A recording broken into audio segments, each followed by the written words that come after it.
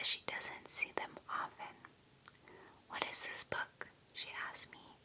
When I told her it was about the legends, her face dropped. I could tell she was nervous, but still she helped me. She would pause between summaries to interrupt the book, informing me this book was vague or that it was wrong. She took the time to tell me all the stories she heard and what the locals believe. I carefully took notes as she spoke.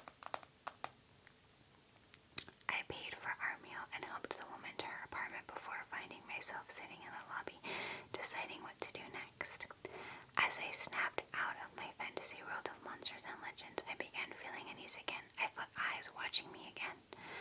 I glanced around and was met with the same eerie absence of presence. This town looked almost abandoned.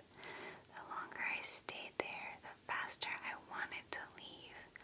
I felt the building and quickly found the nearest ticket booth. I bought an overnight ticket to Bucharest. I disregarded my plans and rushed back to my hotel room, packing up all of my belongings before I caught a taxi to the train station. I suddenly felt the hairs on the back of my neck stand up. I peered out the window and saw 2 lights staring at me again. Though this time I was aware there were no lights. There were eyes. It was part of the legend the woman had told me. The eyes belonged to a creature called Strigoi. Strigoi. Strigoi. Strigoi. The locals believed the Strigoi had become territorial. I don't know why I didn't make this connection before. I was put into a state of shock. The creature had been stalking me. That's why I felt as if I was being watched, because I was. I waited impatiently at the train station, situated between the largest crowd of people there, which must have been no more than 5 or 6 people. I felt safer with them. The train ride wasn't long. In fact, it felt short. Maybe it was a relief I got from leaving Brasov and those eyes behind. I now felt that I may have been dramatic. There was no way a Strigoi was stalking me like prey. I found the nearest hotel in Bucharest. I didn't unpack. I just lay down and tried to sleep. In the morning, I unpacked and went over to Bucharest. I unpacked and went over to the Bucharest library, looking up as much about the Strigoi as I could. Suddenly, I heard a gasp. My head darted towards the sound. I was met with the image of a frightened woman looking out the window at a tall, ghastly figure in the distance. It followed me here.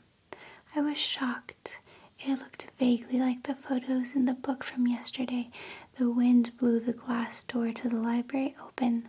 The sound caught everyone's attention, and when I looked back at the monster outside, it vanished. I'm gonna look up this monster because I'm so curious. I don't know, it kind of looks like a pterodactyl, but it looks like from here that it's an ancient vampire. This is the picture.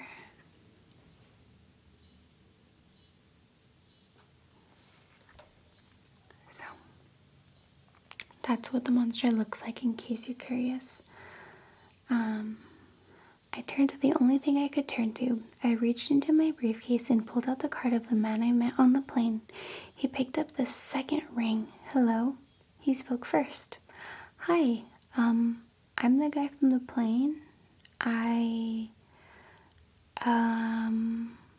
was at a loss for words.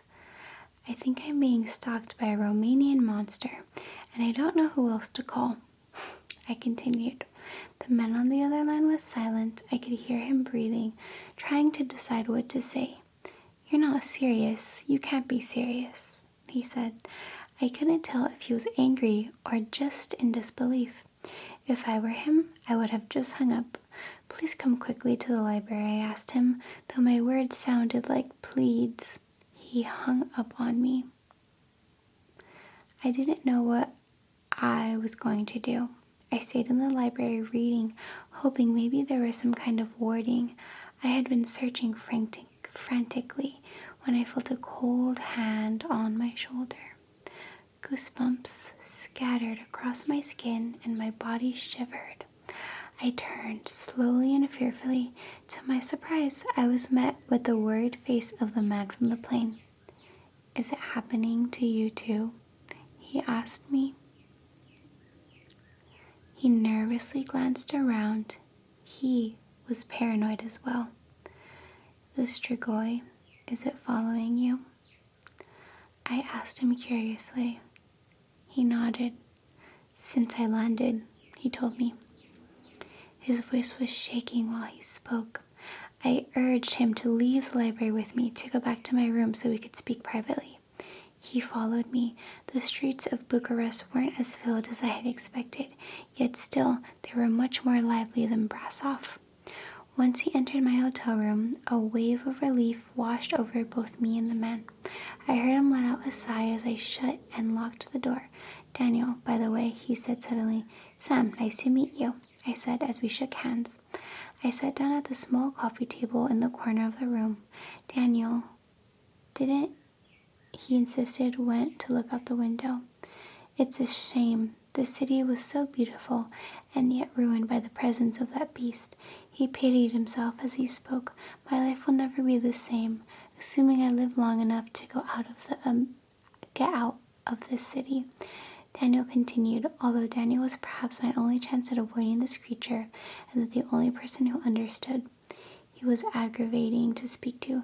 Daniel, you're going to live. I'm not going to allow this monster to come near either of us, let alone kill us, I said, trying to put a stop on his rampage of despair. Daniel had started to formulate his response when he hears a knock at the door. I'll get it. Daniel walked across the room and opened the door. I paid this no mind until I heard a bizarre gurgling sound. I leaned back in my chair to see Daniel's limp body wedged between the doorway, his blood spilling into the hotel hallway, and his head nowhere in sight. I was frozen. I didn't gasp or yell. I rendered myself almost catatonic. I couldn't move while I watched a pale figure step into the doorway over Daniel's lifeless body and mutilated body. I couldn't move as the creature stepped towards me, revealing Daniel's severed head. I couldn't move as I watched the creature take a bite of his neck, or when he sucked the blood out of his veins. I couldn't move. The creature stood in my room staring at me, his pale eyes fixated on mine, his teeth dripping with blood as he bared his fangs at me. I couldn't yell for help. The creature's bared fangs turned into a sadistic smile before he slowly turned away from me. He walked to my door and left, dragging Daniel with him. This was almost 3 months ago. I'm back in Vegas now, writing this from my apartment. I see the creature every day. All he does is smile at me. I've tried solutions. Garlic doesn't work because it's not a vampire. A cross won't repel it, and neither will salt. A few weeks ago, I decided the only way I was going to be in control of the rest of my life was to end it, but whatever I do, I can't. The creature won't let me. Whenever I try, he appears, smiling at me, taunting me. He controls my life. My life isn't even really mine anymore. Not when the only thing I feel is fear. I live my life in constant fear that Daniel's fate will soon become mine.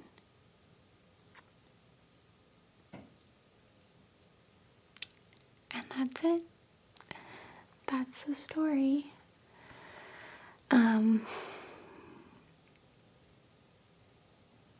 Again,